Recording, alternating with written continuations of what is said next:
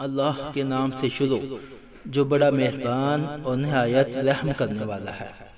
غیبی امداد کا ایک سچا واقعہ۔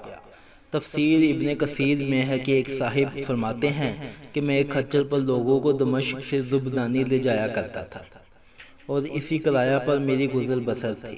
ایک مرتبہ ایک شخص نے کھچر کرائے پر لیا، میں نے اسے سوار کیا اور لے چلا۔ ایک جگہ دو راستے تھے، جب وہاں پہنچے تو اس نے کہا اس راہ سے چلو۔ میں نے کہا میں اس راہ سے نا واقف ہوں، سیدھی راہ تو یہی ہے۔ اس نے کہا نہیں، میں پوری طرح واقف ہوں، یہ بہت نزدیک کا راستہ ہے۔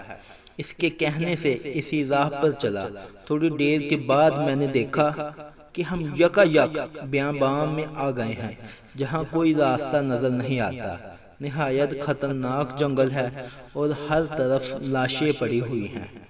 میں سہم گیا اور وہ مجھ سے کہنے لگا ذرا لگام تھام لو، مجھے یہاں اترنا ہے۔ میں نے لگام تھام لی اور وہ اترا اور اپنے کپڑے ٹھیک کر کے چھری نکال کر مجھ پر حملہ کیا۔ میں وہاں سے سرپٹ بھاگا، لیکن اس نے میرا تعاقب کیا اور مجھے پکڑ لیا۔ میں نے اس کی منت و سماجت کی، لیکن اس نے خیال بھی نہ کیا۔ میں نے کہا اچھا یہ کھچر اور کل سامان جو میرے پاس ہے تو لے لے اور مجھے چھوڑ دے۔ اس نے کہا یہ تو میرا ہو ہی چکا ہے، لیکن میں تو تجھے زندہ نہیں چھوڑنا چاہتا۔ میں نے اسے اللہ کا خوف دلایا، آخرت کے عذابوں کا ذکر کیا، لیکن اس چیز نے بھی اس پر کوئی اثر نہ کیا اور وہ میرے قتل پر تلا رہا۔ اب میں مایوس ہو گیا اور مرنے کے لیے تیار ہو گیا اور اس سے بمنت التجا کی کہ وہ آپ مجھے 2 رکعت نماز ادا کر لینے دیجیے۔ اس نے کہا اچھا جلدی پڑھ لے۔ میں نے نماز شروع کی، لیکن اللہ کی قسم میری زبان سے قرآن مجید کا ایک حرف بھی نہیں نکلتا تھا۔ جو ہی ہاتھ باندھے دہشت زدہ کھڑا ہوا تھا اور وہ جلدی مچا رہا تھا۔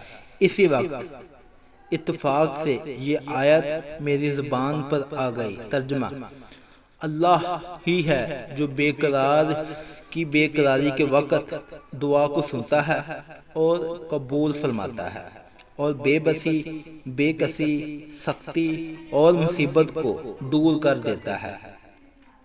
پس اس آیت کا زبان سے جاری ہونا تھا جو میں نے دیکھا کہ بیچوں بیچ جنگل میں سے ایک گھوڑ سوار تیزی سے اپنا گھوڑا بغیر نیزہ تانے ہماری طرف چلا آ رہا ہے، اور بغیر کچھ کہے ڈاکو کے پیٹ میں اس نے اپنا نیزہ گھسیٹ دیا جو اس کے جگر کے آر پار ہو گیا۔